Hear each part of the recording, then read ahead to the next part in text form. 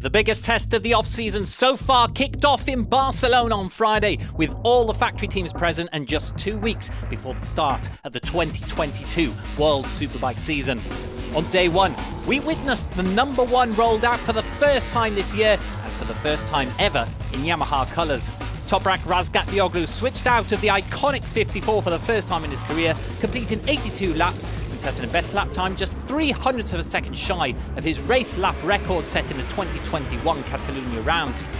But the fastest times on Friday pointed elsewhere than the champion, as several riders laid their claim to the title of title contenders.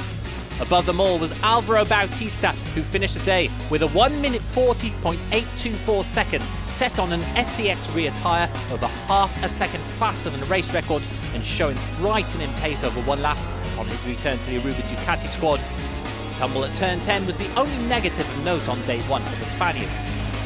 Teammate Michael Ruben Rinaldi also impressed on Friday, moving up into fourth on the timesheet in the final half hour as both riders continued working on the swing arm and ergonomics of the V4R. But what about the now former champion yet perennial title favourite Jonathan Rea? Well, 7 weeks on from their last test, the KRT outfit continued working on the same items they rolled out in Portimao and Jerez earlier in the year, with Rea ending the day just behind Bautista in second position after a late charge. And with over 100 laps completed, more than anyone else on track, the Northern Irishman seems more focused and potentially faster than ever before. Amongst the top men on Friday was also another of Yamaha's own in Garrett Gerloff, who finished a quarter of a second under the race lap record as he and GRT continued fine-tuning the setup of his R1. Only Bautista and Rea were able to go faster over a single lap than the young American.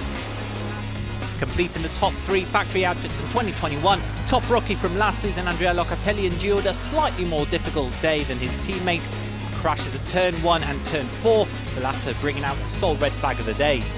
While Alex Lowe's enjoyed a more prolific Friday with the Kawasaki Racing team, with 100 laps completed, the 6th best time overall. It was busy days elsewhere at the factory teams at World Sbk, with Team HRC measuring up their two rookie riders against full competition for the first time. Continuing work on the new Showa suspensions and Nissan brakes, with the transition from 2021 coming along smoothly, according to team manager Liam Camia.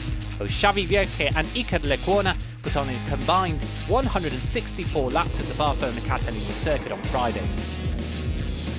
Work also continued over at BMW Motorrad, with Scott Redding limiting his running to 68 laps as he comes to terms with the switch over to the M1000RR and its inline-4 engine.